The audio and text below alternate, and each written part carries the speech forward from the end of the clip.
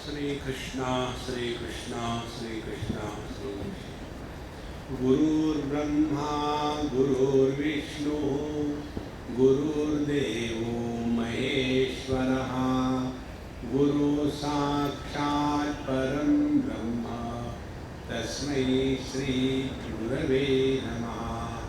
तस्मै श्री गुरवे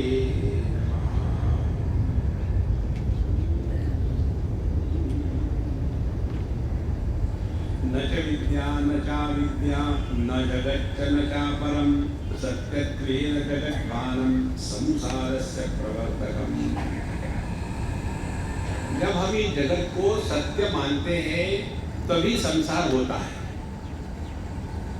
और जब इस जगत को सत्य नहीं एक नाटक मानते हैं तो एंटरटेनमेंट होता है।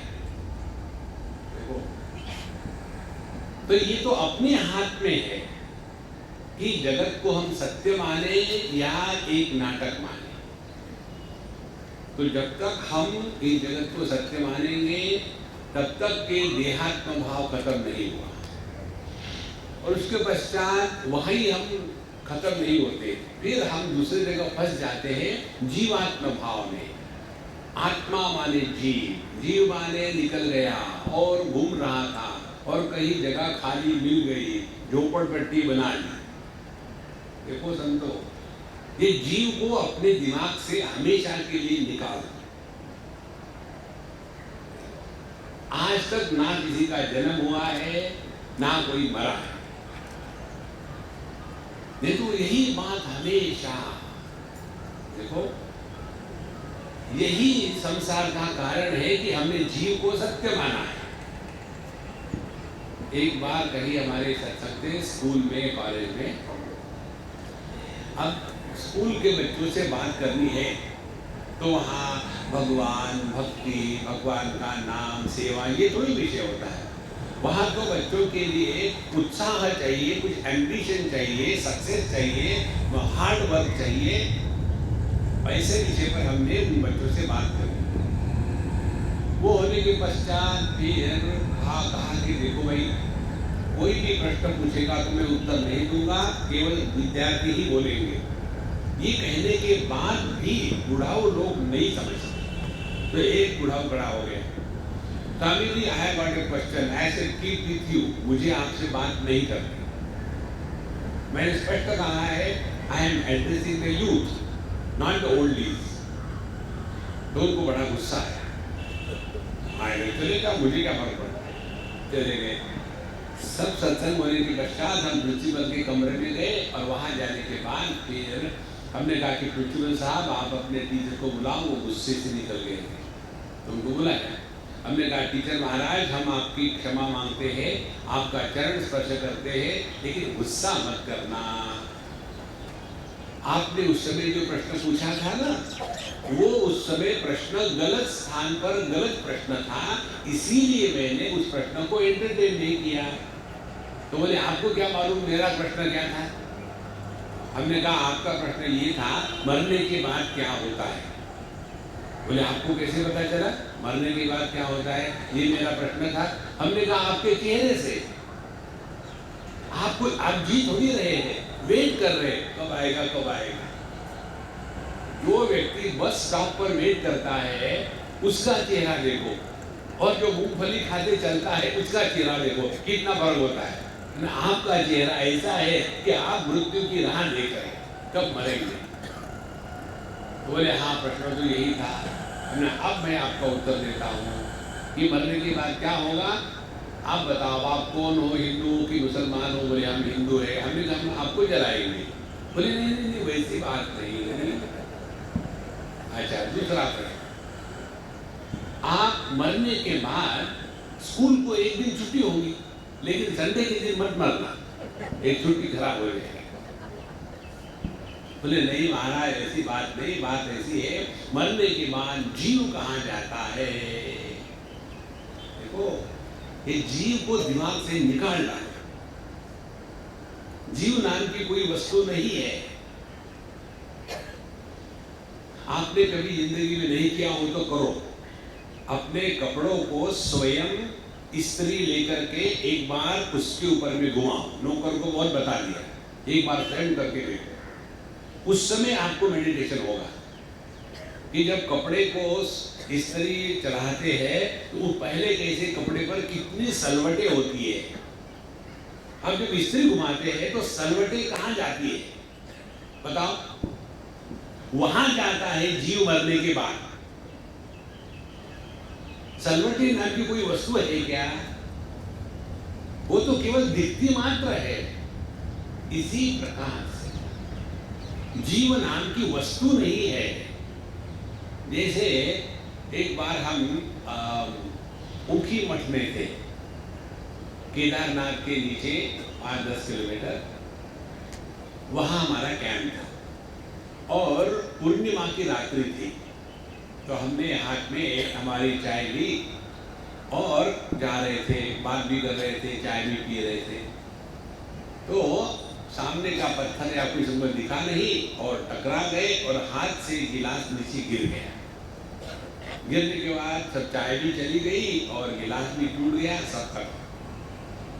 अब हम ढूंढ रहे थे तो हमको हमारे मित्र, स्वामी जी क्या ढूंढ रहे हैं आप? हमने कहा देखो, हम जब आ रहे थे ना तो इस पानी में, इस चाय में, हमारी बिना दूध की चाय होती पानी की जैसी, तो इस चाय में जो चंद्रमा का प्रतिबिंब पड़ा था वो ढूंढ रहा हूँ। पानी गई तो कोई बात नहीं, वो प्रतिबिंब कहाँ गया? कहीं जाएगा वो प्रतिबिंब? ध्यान से सुनना, इस प्रतिबिंब का यदि आपको वर्णन करना हो तो 3 वस्तुओं की आवश्यकता है। एक तो चंद्रमा, दूसरा उस चंद्रमा को प्रतिबिंबित करने वाला जल, और तीसरा प्रतिबिंब। 3 मिलकर के प्रतिबिंब बनता है। इसी प्रकार से परमात्मा और चाय हमारी जैसे गिलास में थी, तो परमात्मा और ये अपनी बकेट देह की, और उस देह के बकेट में मन का पानी, और उसमें परमात्मा का जो प्रतिबिंब पड़ता है उसको कहते हैं जीव। यदि गिलास फूट गया, यदि देह मर गया, तो उसमें से पानी कहाँ जाएगा? कहीं एक जगह जाएगा। अब पानी ही खत्म हो गया तो उसमें प्रतिबिंब कहाँ होगा? फिर अपना प्रश्न है, वो मरने के बाद जीव कहाँ जाता है? देखो संतो, जीव नाम की वस्तु नहीं है, हम साक्षात परमात्मा है। ये बताने के लिए शास्त्रों का अध्ययन है। आपको पाप करके पुण्य करके स्वर्ग नरक में भेजने के लिए नहीं है।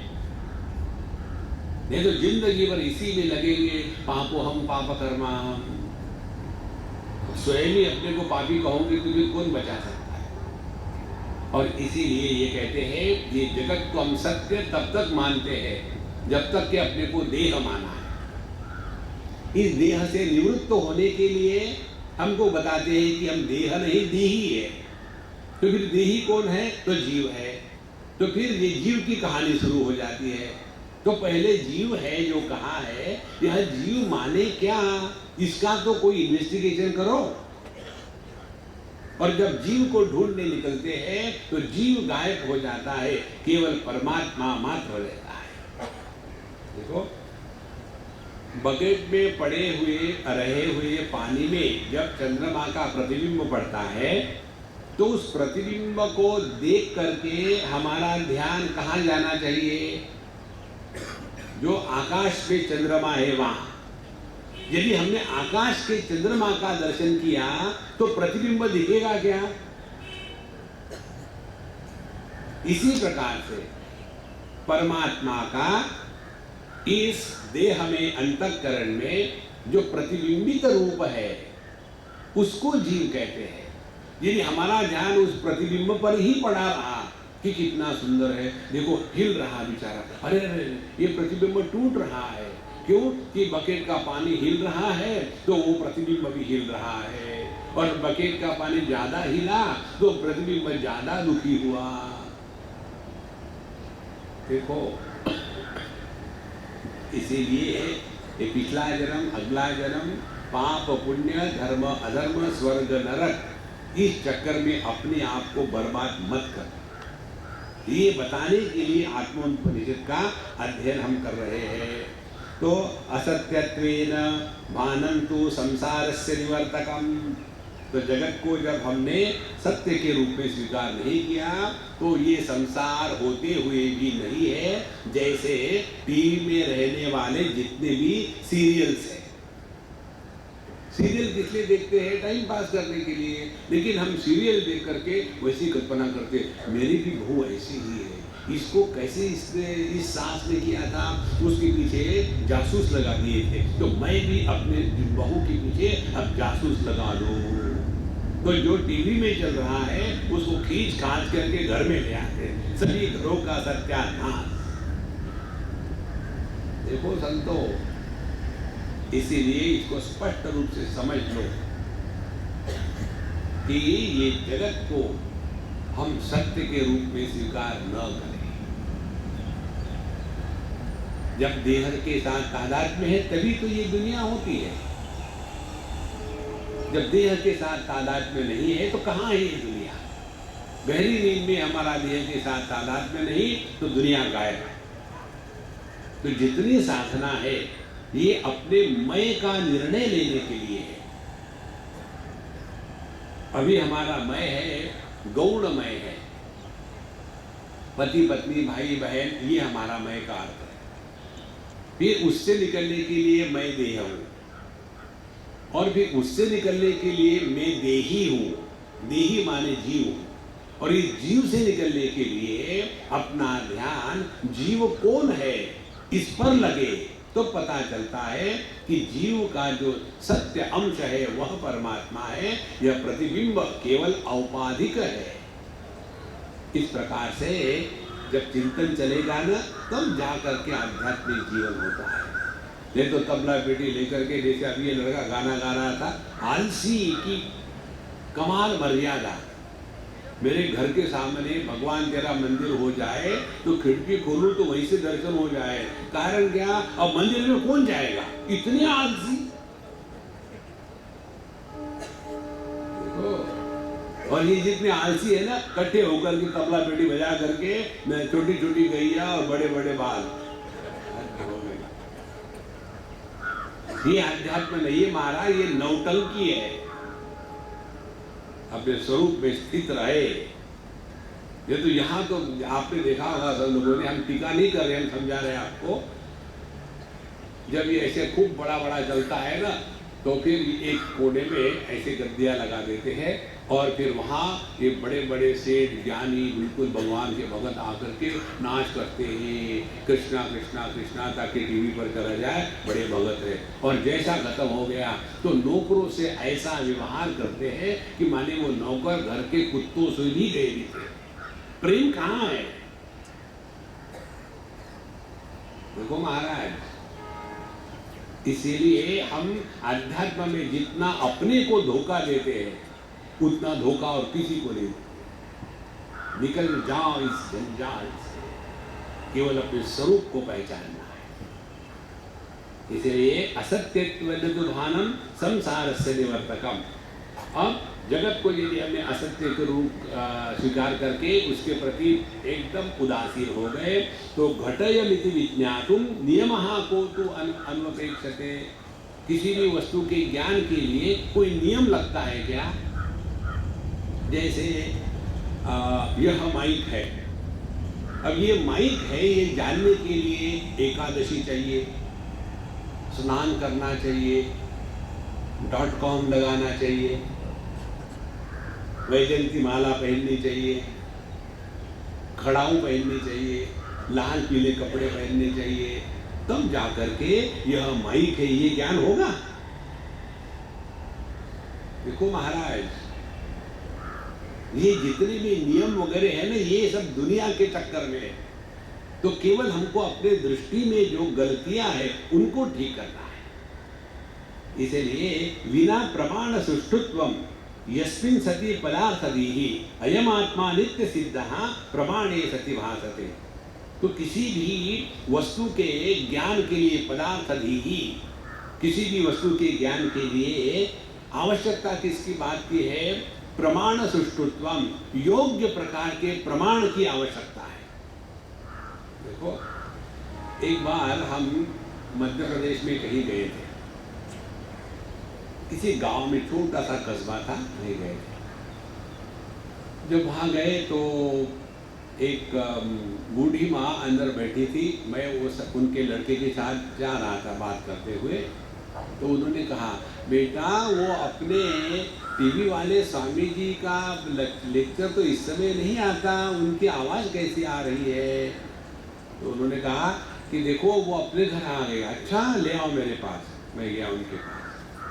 तो मैंने कहा कि अम्मा क्या चल रहा है? और वो आकाश में देख रही है, आंखें एकदम खुली है, पता ही नहीं चलेगा कि वो अंधी है। तो हमने कहा कि मजे चल रहे हैं कि नहीं? बोले हाँ बिल्कुल। आप वो टीवी से बाहर कब निकल के आए? हमने बोला अभी अभी निकल के आए। फिर आओ मेरे सामने बैठो। मैं उनके सामने जाके बैठा। वो खटिया पे बैठी थी, मैं जमीन पे बैठ गया। और फिर उन्होंने अपना हाथ मेरे सर पे रखा। अच्छा, आपको चश्मा भी है? फिर अच्छा, आपको दाढ़ी भी है? काली है कि सफेद है? हमने कहा लाल है।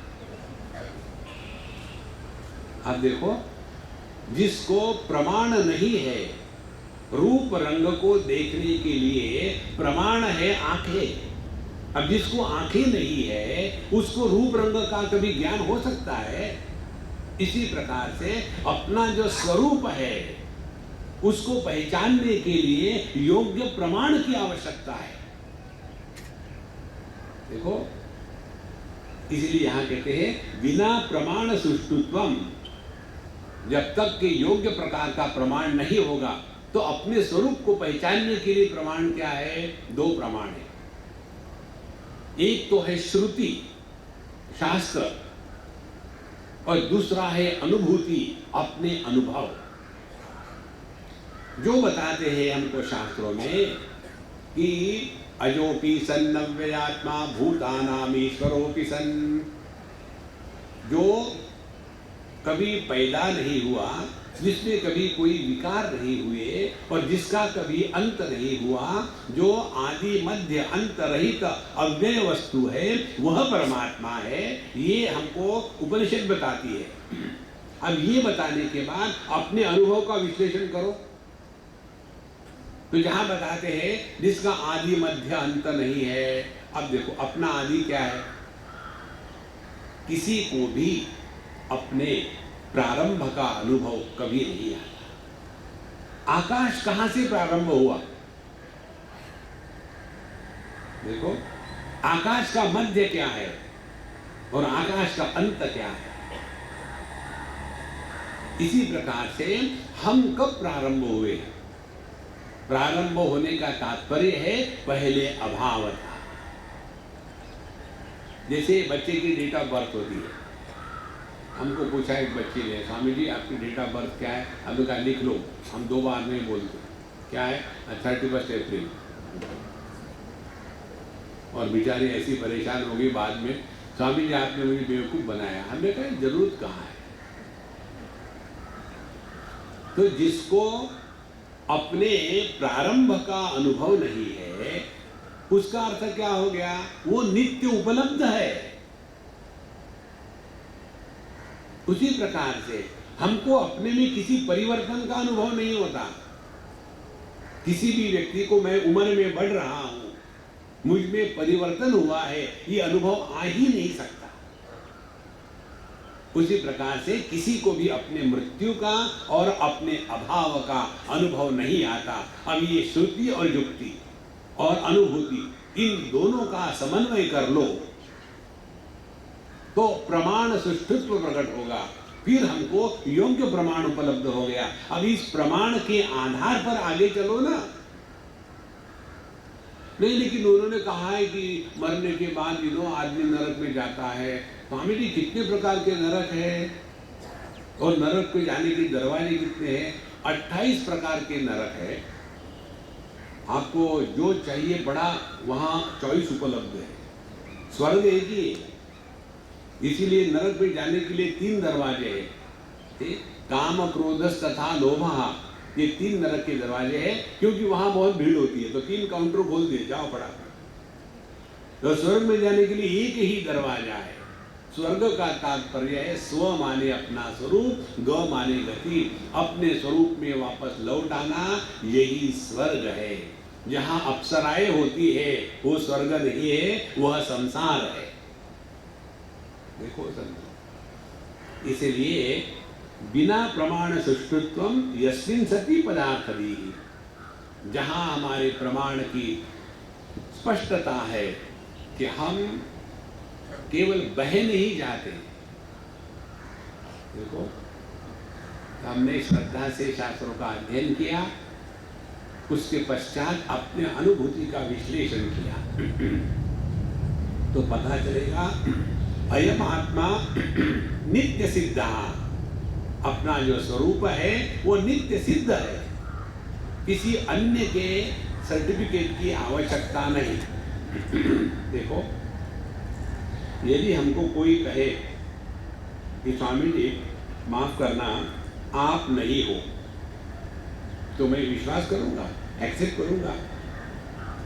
चाहे साक्षात भगवान आकर के कहे मुझे कि तुम नहीं हो, तो भी हम स्वीकार नहीं करेंगे, क्योंकि किसी को भी अपने अभाव का अनुभव आज तक नहीं आया। तो नित्योपलब्धि स्वरूपो हम आत्मा, यह जो नित्य उपलब्ध है, नित्य सिद्ध है।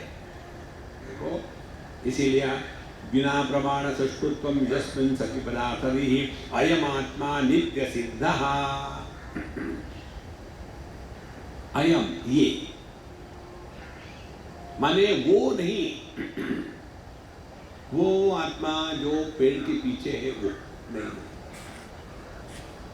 अयम आत्मा एज इफ भगवान अंगुली निर्देश कर रहा है। अयम आत्मा नित्य सिद्धः प्रमाणे सति भासते। और आगे कहते हैं इस तत्व का दर्शन हमको तब होगा जब हमने योग्य प्रमाण का उपयोग किया है। प्रमाण यदि गलत होगा तो ज्ञान ठीक नहीं हो सकता। देखो, यदि सॉफ्टवेयर ठीक नहीं होगा तो एनालिसिस ठीक नहीं हो सकता। इसी प्रकार से केवल इन दो प्रमाणों को लेकर के चले। रूप रंग प्रमाण आंखें, पीछे मन। शब्द प्रमाण कान, पीछे मन। और गंध प्रमाण घ्राण शक्ति, पीछे मन। अब इन सब के पीछे यदि मन नहीं हो, आंखें खुली है मन नहीं है, क्यों कि मन सो गया। कई लोग सोते हैं ना, तब आंखें मुंह सब खोल के सो गया, तो उस समय उनके आंखों के सामने ले जाओ, उंगलियां दिखाओ, भाई कितनी उंगलियां है, नहीं। इस प्रकार से योग्य प्रमाण अपने स्वरूप को पहचानने के लिए केवल उपनिषदि ज्ञान है और अपने अनुभूतियों का विश्लेषण है। एक बार अमेरिका की बात है, एक सज्जन ने हमको पूछा, दक्षिणी थे, और जब लोग दूसरे देश में जाते हैं ना तो ज़्यादा ही स्पिरिचुअल बन जाते हैं। यहाँ होंगे तो नहीं रहेंगे, वहाँ जाके बन जाते हैं, क्योंकि डर डर के जीते हैं। तो दक्षिणी थे, इसीलिए बिल्कुल लुंगी वगैरह पहन के आए, सब दुनिया भर का सर के ऊपर पोता है, और यहाँ पीछे डिश एंटीना आगे सर। स्वामी जी, आपके जैसे मैंने भी उपनिषद का अध्ययन किया है और ब्रह्म के बारे में मुझे जानना है कि मैं ब्रह्म हूँ, ये मैं लोगों को कैसे समझाऊं? हमने कहा, लोगों को समझाने की क्या जरूरत है? बोले, जब तक लोग समझेंगे नहीं कि मैं ब्रह्म हूँ, वो मुझे आदर कैसा करेंगे? मुझे तो घर में मेरी पत्नी भी आदर नहीं करती। ये है ब्रह्म ज्ञान, जो दूसरे को सुधारने को चल पड़ा है, जो दूसरे के उद्धार के लिए निकल पड़ा है, जो जगत के सामने प्रूव करना चाहता है, वो ब्रह्म ज्ञान है। तो हमने कहा, देखो महात्मा जी, ब्रह्म ज्ञान का तात्पर्य ये होता है कि जिसके बारे में आपको संदेह नहीं है वह ब्रह्म ज्ञान। अब ढूंढ के निकालो किसके बारे में आपको संदेह नहीं है, तो पता चलेगा हमको संदेह केवल अपने होने के बारे में नहीं है। तो केवल अपने होने में बैठे रहो।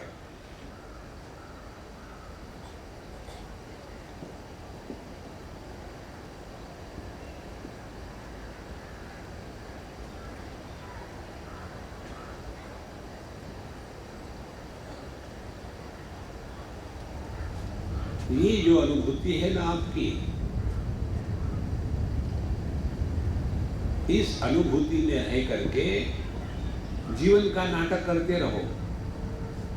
जैसे शास्त्रीय संगीत, ये तबला बेटी वाले नहीं, जो शास्त्रीय संगीत वाले होते हैं ना, उनकी एक श्रुति होती है, पीछे तंबोरा रखते हैं, या आजकल डिजिटल तंबोरा होता है बक्से में, और उस तंबोरों को लेकर के उसके साथ जुड़ा रहता है। वहां से सारे गम पदा निशा ऊपर जाएंगे, नीचे आएंगे, लेकिन रेफरेंस पॉइंट रहता है काली पांच, वही रेफरेंस पॉइंट रहता है। इसी प्रकार से रेफरेंस पॉइंट रहे अपना स्वरूप, और वहां से निकल करके खूब दुनिया का नाटक करो, लेकिन वापस वही आना है।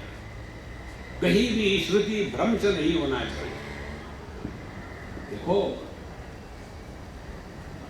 तो यह जो अपना स्वरूप है, इसको पहचानने के लिए हम आत्मोपनिषद का अध्ययन कर रहे हैं।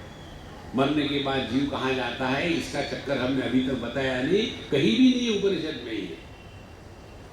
ये तो उनके लिए है कि जो बिल्कुल ही गए बीते हैं, उनको डरा डरा करके बताते हैं, देखो तुम पाप करोगे ना तो नरक में जाओगे। और फिर आदमी डर डर के जीता है। अरे राम, एक सज्जन आए हमारे पास, कामिनी मुझे नरक में नहीं जाना है। मत जाओ, रोने की क्या बात है। बोले नहीं, मैंने बहुत पाप किए हैं, लेकिन मुझे नरक में नहीं जाना है। तो हमने कहा ठीक है, तुम नहीं जाओगे नरक में। बोले इतने पाप करने के बाद बिल्कुल नहीं जाओगे। क्यों? हमने कहा इसलिए कि तुम अभी नरक में ही हो। जो व्यक्ति अपने होने में प्रसन्न नहीं है, वो कोई जी रहा है। इसलिए अपने आप को ना तो देह मानना है, ना तो जीव मानना है। अपना जो स्वरूप है उसको पहचानना है, और उसके लिए सुष्ठु प्रमाण, योग्य प्रकार के प्रमाण की आवश्यकता। न देशम नापि कालम वा न शुद्धिम वाप्यपेक्षते देवदत्तो मित्येतद् विज्ञानम निरपेक्षकम। मैं स्वामी अनुभवानंद हूं, ये जानने के लिए स्नान करने की आवश्यकता है क्या? वेट मिनट, जब नहा के आता हूं फिर बताता हूं। मैं स्वामी अनुभवानंद हूं, ये बताने के लिए उपवास करने की जरूरत है क्या? आज एकादशी है, फिर बताएंगे। मैं अमुक अमुक हूं, ये बताने के लिए मौन लेने की आवश्यकता है क्या? आज मौन है तो आज मैं स्वामी अनुभवानंद नहीं हूं, कल शायद हो जाऊंगा। देखो महाराज, अपने होने के लिए किसी भी नियमों की कोई भी आवश्यकता नहीं है। देखो, यदि आपको कुछ चाहिए दुनिया से ना, तब आप पर नियम लागू होते हैं। जैसे आप नौकरी करो तो आप पर नियम लागू हो जाएंगे, और कहीं आप सेवा करने चले जाओ तो कोई नियम लागू नहीं है, क्योंकि आपको कुछ वापस नहीं चाहिए रिटर्न में। इसी प्रकार से अपने स्वरूप में निष्ठा प्राप्त करनी है तो कुछ नहीं चाहिए। अब कुछ नहीं चाहिए तो कभी भी, कहीं भी, किसी भी परिस्थिति में ठीक ही है, कोई फर्क नहीं। देखो, नहीं मुझे तो मरने के बाद वैकुंठ जाना है, तो फिर एकादशी, कितनी बार एकादशी करनी पड़ेगी मरते दल तक। और समझो हम अमावस्या के दिन मरे तो डायरेक्टली नरक में जाओगे, फिर उसके लिए क्या करना है? पड़े रहो वहाँ। ये डर डर के जीना, ये अध्यात्म नहीं है। तो केवल अपने आप को पहचानने के लिए किसी भी देश काल वस्तु व्यक्ति परिस्थिति की कोई आवश्यकता नहीं। जहां हमको कुछ चाहिए, दुनिया के नियम आप पर लागू हो जाएंगे। आप गाड़ी चलाओ तो ट्रैफिक रूल आप पर लागू है, गाड़ी में बैठो तो ट्रैफिक रूल लागू नहीं है। क्यों ना बैठे? नहीं, हमको गाड़ी चलाने का शौक है, चलाओ और हो जाओ चालान। देखो संतो, इसीलिए देवदत्तो हवित्येत विज्ञानम निरपेक्षकम, तद्वत उसी प्रकार से ब्रह्मविदोक्त्यस्य ब्रह्माहमिति वेदनम भानुनैव जगत सर्वम भास्यते यस्य तेजसा। उसी प्रकार से तद्वत ब्रह्मविदः अपि, जिन्होंने अपने स्वरूप को पहचाना है, उनके लिए ये जगत के कोई भी नियम लागू नहीं होते। देखो संतो,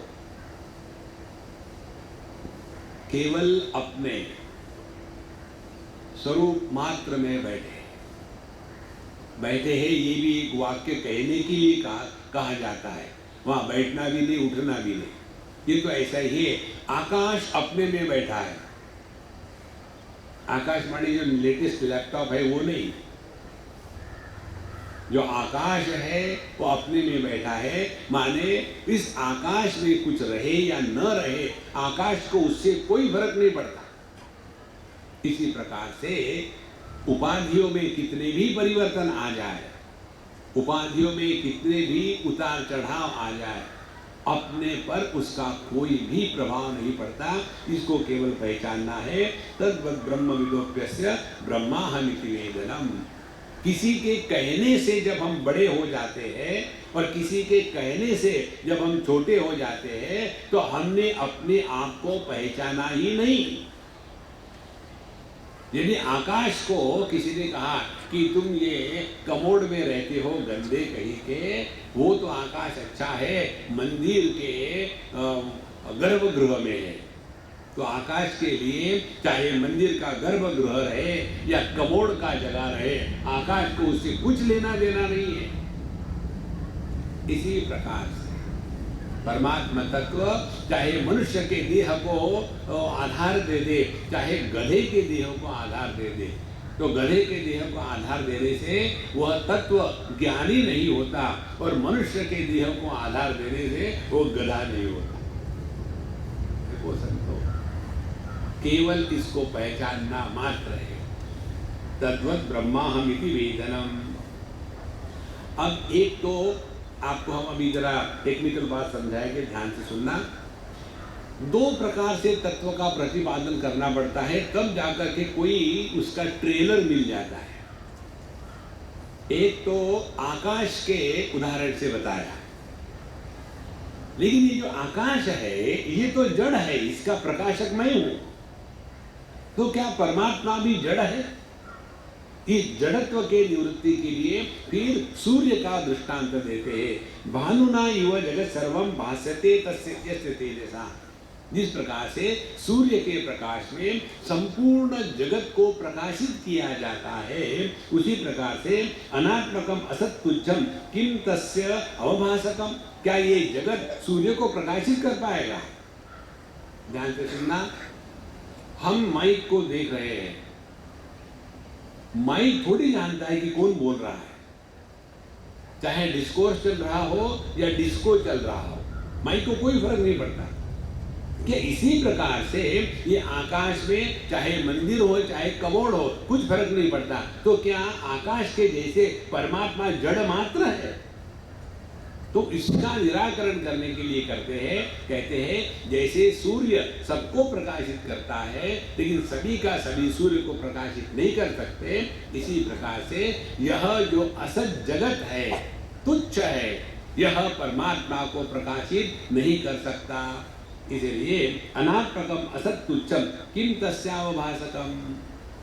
इसका तात्पर्य क्या निकला दोनों का? ध्यान से सुनना। दोनों का तात्पर्य ये निकला, कल्पना करो, आकाश यदि प्रकाशात्मक होगा तो कैसा होगा?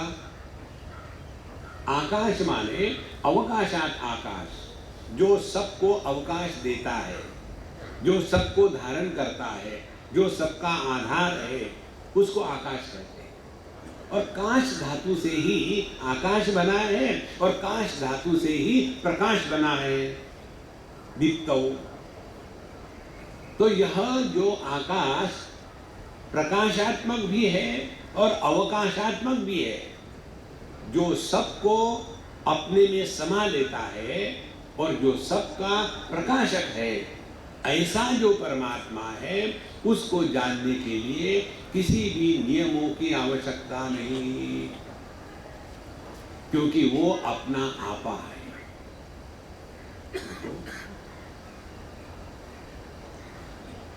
आकाश को जानने के लिए ये आवश्यकता है क्या?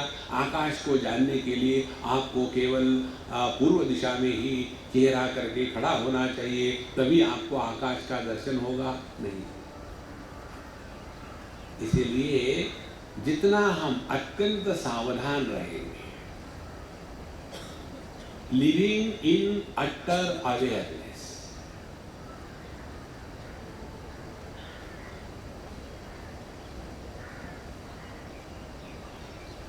जितने हम अपने इस अत्यंत सावधानी में रहेंगे, उतना हम अपने स्वरूप के पास हैं। और जितना स्वरूप के पास होंगे, उतना ये दुनिया का झमेला अपन को छुएगा नहीं। महाराज, रहेंगे इसी दुनिया में, कहीं जाना नहीं है, कहीं आना नहीं है। जीना यहाँ, मरना यहाँ, इसके सिवा जाना कहाँ? यही रहेगा। इसीलिए अनात्मकम असत्तुच्छम किम तस्यावभासकम वेद शास्त्र पुराणानि भूतानि सकलानि अपि येनार्थवन्ति तम किन्नु विज्ञातारम प्रकाशे। जितने भी शास्त्र है, वेद है, पुराण है, ये सभी के सभी जिसके प्रकाश में प्रकट हो रहे हैं, क्या ये उस परमात्मा को जान सकते हैं? देखो, ध्यान से सुनना। वह ज्ञाता जिसके लिए किसी भी ज्ञान के उपकरणों का व्यापार नहीं होता, वह परमात्मा है। या तो दूसरे दृष्टि से वह ज्ञान जिस ज्ञान में ज्ञाता और ज्ञेय यह भेद नहीं है, वह परमात्मा है। किसी भी प्रकार से पकड़ लो, मतलब एक ही है। तो इसीलिए वेद शास्त्र पुराणानि सकलानि अपि, तो जितने भी वेद शास्त्र पुराण है, ये सब के सब अर्थवंत तब होती है जब इस परमात्मा के प्रकाश में उनको स्वीकार किया गया है। देखो, कई बार होता है ना, कोई आदमी मर जाता है तो वहाँ मरने के बाद सब पहुँच जाते हैं, हाँ चलो हम लोग अभी यहाँ जो है ना भगवद गीता का पाठ करेंगे। किसके लिए? वो मरा है उसके लिए,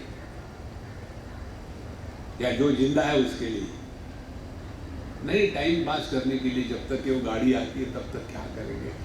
ऊर्ध्वमूलमदय जागम अश्वत्थम, आगे क्या गाड़ी? अश्वत्थम, जब मुझे ऑफिस में जाना है, अश्वत्थम प्राहुरव्यम, सब नाटक नाटक नाटक। देखो सबको, इसीलिए यह जो अपना स्वरूप, इसमें निष्ठावान कौन हो सकता है? क्षुधाम देह व्यथाम त्यक्त्वा बालः क्रीडति वस्तुनि तथैव विद्वान् रमते निर्ममो निरहं सुखी कामान्निष्कामरूपः सन् संचरन्ति एकचरो मुनिः। तो जिसने इस तत्व में निष्ठा प्राप्त कर ली है, उसकी बात बताते हैं।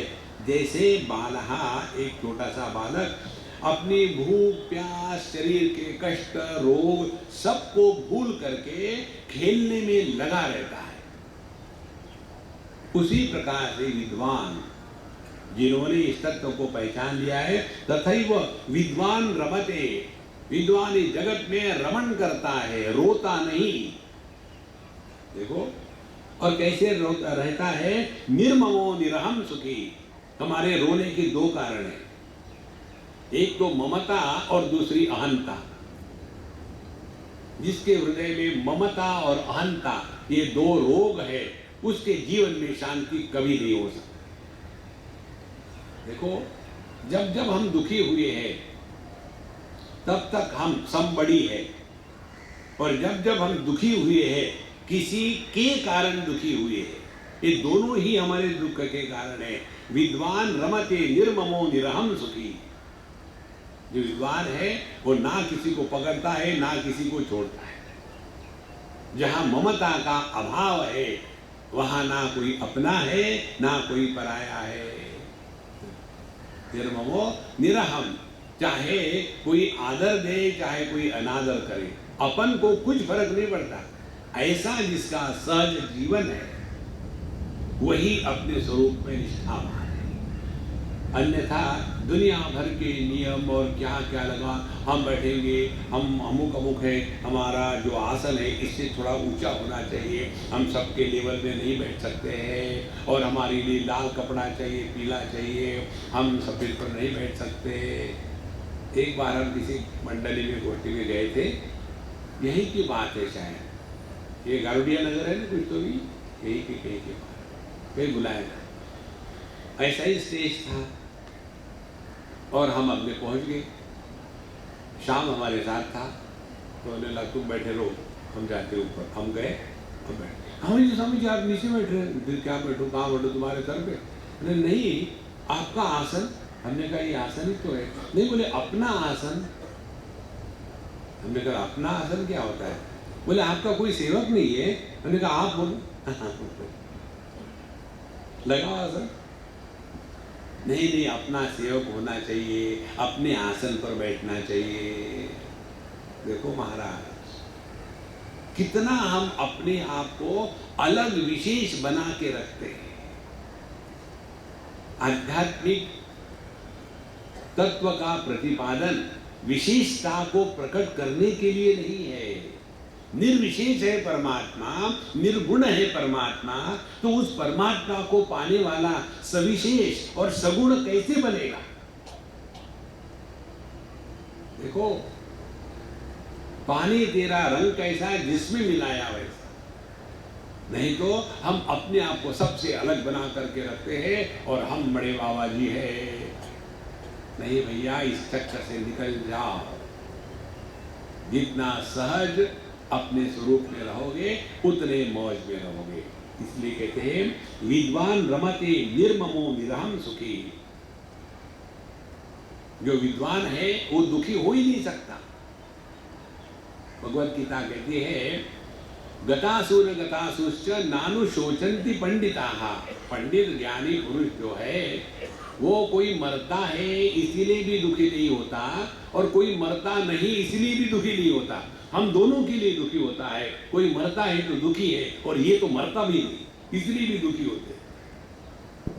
गतासु न गतासुश्च नानु शोचन्ति पंडिताः। देखो एक उदाहरण ले लो इसको समझने के लिए। एक बार एक पति हमारे पास आए, तो पति आएंगे तो समस्या का नाम होता है पत्नी।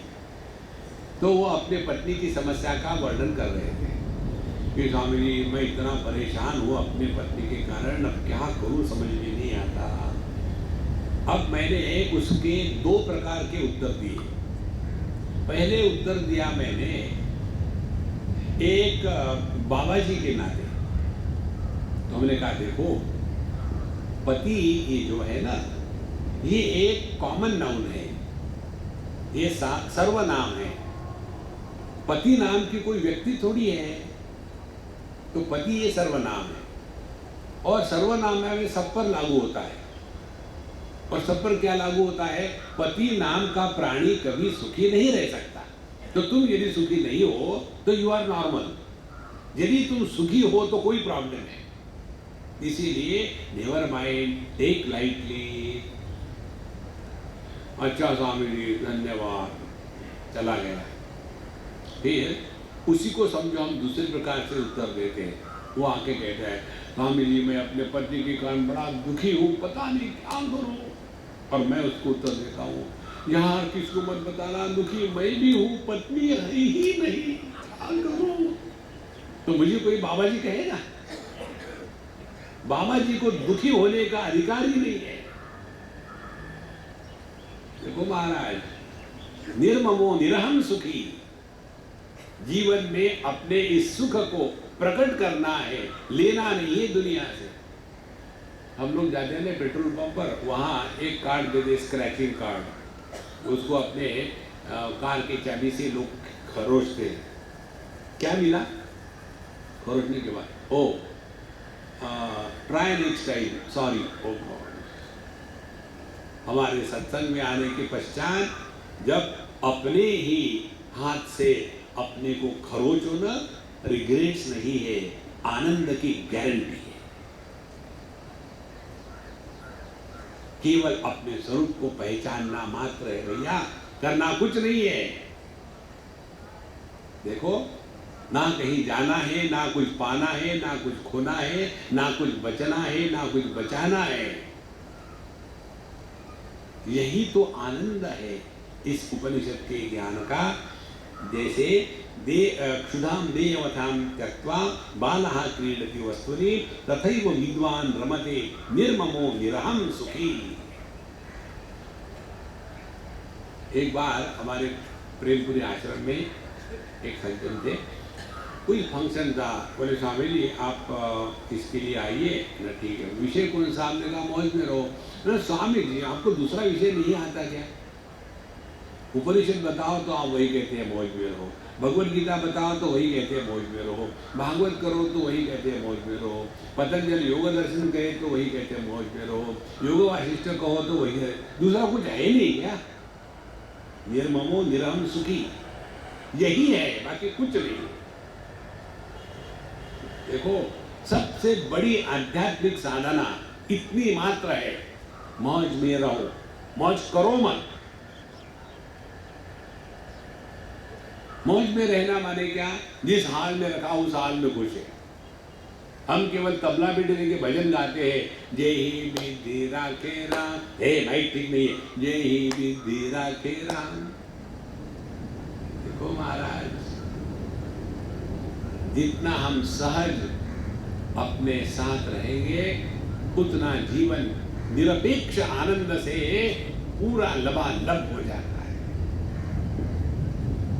कामा निष्काम रूपी संचरति एक चरोमणि। तो ऐसा जो मनन करने वाला है, चिंतन करने वाला है, एक चरो, वो अकेला घूमता है, पूरी मंडली लेके नहीं चलता। देखो, हम जब जाते हैं ना दुनिया भर में इधर उधर में, तो कोई सज्जन ने पूछा, हमें आप जब जाते हो दूसरे देशों में तो क्या आप खड़ा पहन के जाते हो? हमने कहा क्या हो गया? बोले ये पहन के आप जाते हो? बोले हाँ। हमने कहा आगे मत पूछना, क्या लुंगी पहन के जाते हो कि बिना लुंगी के जाते हो? देखो, हमको दुनिया के सामने कुछ सिद्ध नहीं करना, जैसे है वैसे है, that's it।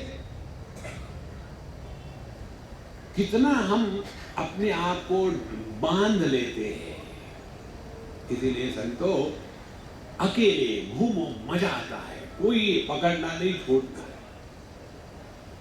लेकिन फिर आपके साथ कोई नहीं होता क्या? होता जरूर है। कौन? सेक्रेटरी। हम वही तो पूछ रहे थे, स्वामी जी आपका सेक्रेटरी कौन है? हमने कहा वो है एसवी यादव है। कहाँ रहता है? वो द्वारका में रहता है। श्री कृष्ण वसुदेव यादव, वो हमारा सेक्रेटरी है। आज तक उसने इतना बढ़िया काम किया है, दुनिया का कोई भी सेक्रेटरी नहीं कर सकता। और फिर भी हमको उस पर विश्वास कहाँ है? हम केवल कहते हैं योगक्षेमम वहाम्यहम्, LIC की पॉलिसी ले लो, यूजलेस। LIC की पॉलिसी पर हमारा विश्वास है, और कन्हैया लाल के शब्द जो LIC ने चुराए हैं, अनन्या चिंतयन्तो माम ये जना पर्युपासते तेषां नित्याभियुक्तानां योगक्षेमं वहाम्यहम्।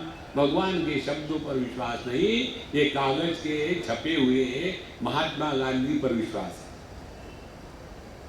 देखो संतो, यदि हृदय में प्रभु है तो जगत की कोई भी वस्तु हमको हिला नहीं सकती।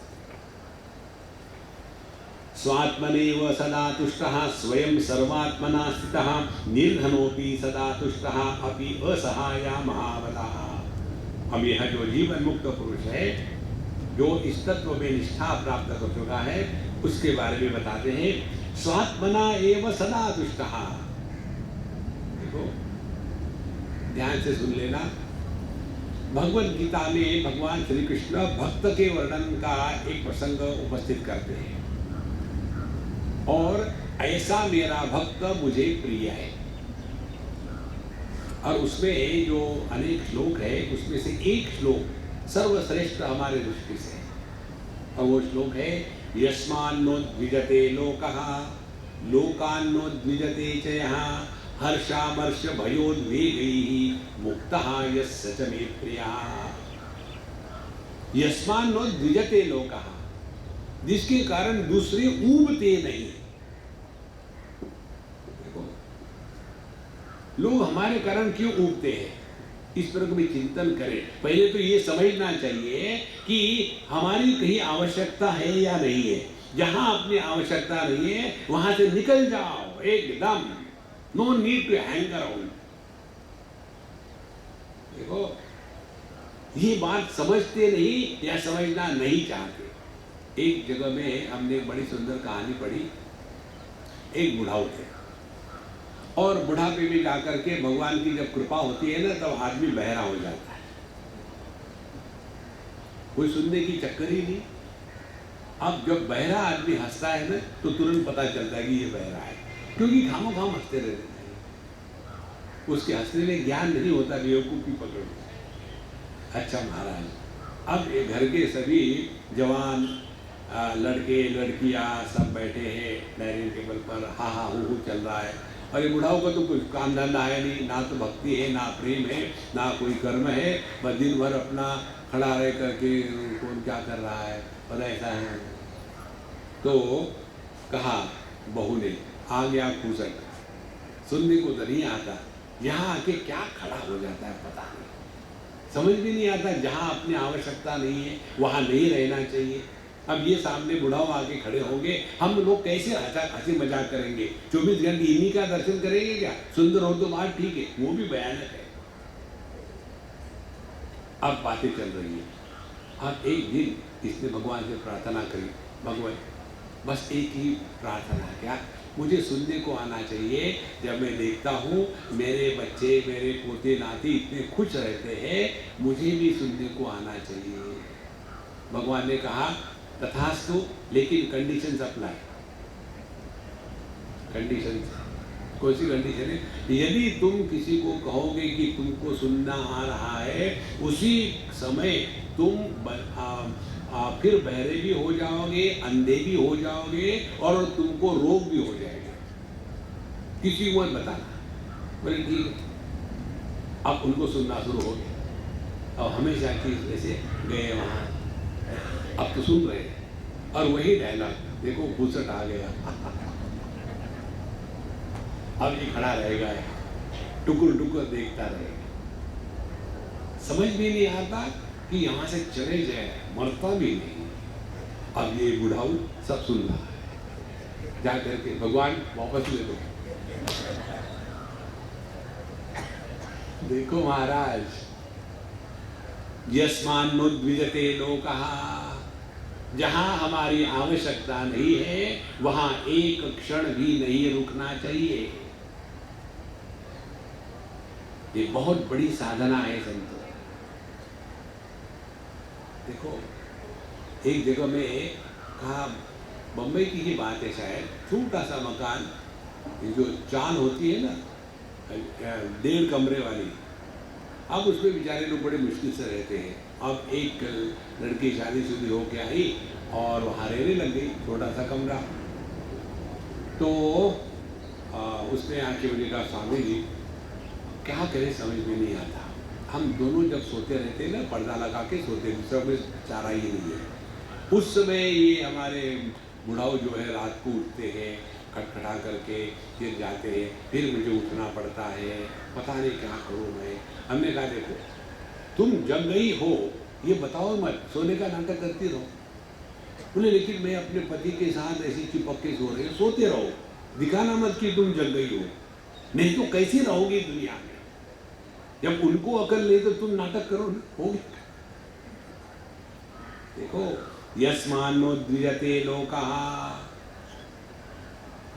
जहां अपनी आवश्यकता नहीं निकल जाओ। इसी सिद्धांत से हम अपने जीवन को चला रहे हैं। हमने आपको पिछले बार बताया था, हम आए थे ऑस्ट्रेलिया से, 24 घंटे भी बम्बई में नहीं रहे, तुरंत लंदन चले गए। एक फ्लाइट से आए और दूसरे से चले गए। तो हमारा शाम हमको कहता है कि स्वामी जी आपके ना तो आगे पीछे पूछे क्यों आप परेशान रहते हो, इतना दौड़ा भागी करते हो, यहाँ से गए वहाँ गए वहाँ गए। हमने कहा ठीक है सब कैंसिल, अब मैं तुम्हारे घर में आके रहता हूँ, ठीक है? बोले नहीं नहीं नहीं नहीं ऐसी बात नहीं। जब तक के हम नहीं जाते ना तभी तक लोग कहते हैं आओ। एक बार उनको पता चला कि यद गत्वा न निवर्तन्ते, फिर कोई नहीं कहेगा। किसी अन्य को ये कहना जब पड़ता है अरे बाबा तुम जाओ ना, और फिर कहना हमारा अपमान होता है, हमको लोग धुतकारते हैं, तुम बेवकूफ हो इसलिए। यस्मान्नोद्विजते लोकः, देखो समझो, अपने आप को बचाओ, अपने आप को बचाओ। और यस्मान्नोद्विजते लोकः लोकान्नोद्विजते च यः, और जो अन्य के कारण स्वयं उद्वेग को प्राप्त नहीं होता, माने जिसके कारण लोग उद्वेग को प्राप्त नहीं होते और जो अन्य के कारण उद्वेगों को प्राप्त नहीं होता, ऐसा जो मेरा भक्त है वो मुझे प्रिय है।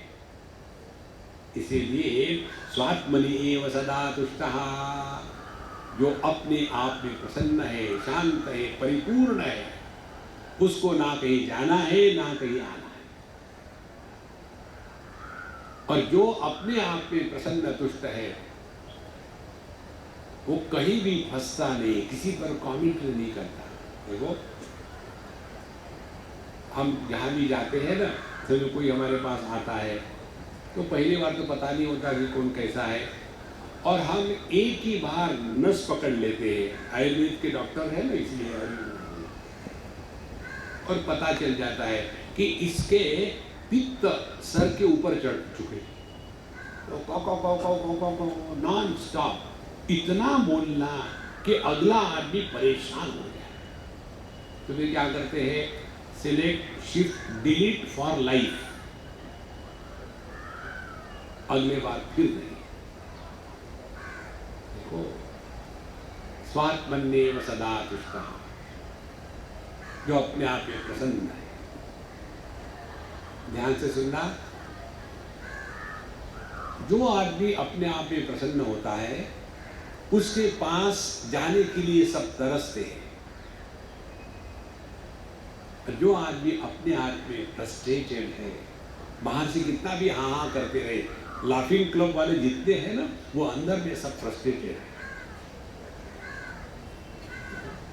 पूरा जीवन तो सब में हाँ हूँ करके घुमाया, अब बुढ़ापे में आकर के लाफिंग क्लब ज्वाइन कर लेते, इकट्ठे होकर के हाँ हाँ हाँ आर्टिफिशियल हंसते हैं, और उसमें उनकी जो डेंजर है वो फटाफट निकल आते हैं, आहूत भी पड़ गई।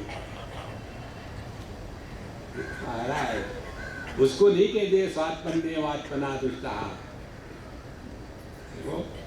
इसीलिए स्वात्मनेव सदा तुष्टः स्वयं सर्वात्मना स्थितः,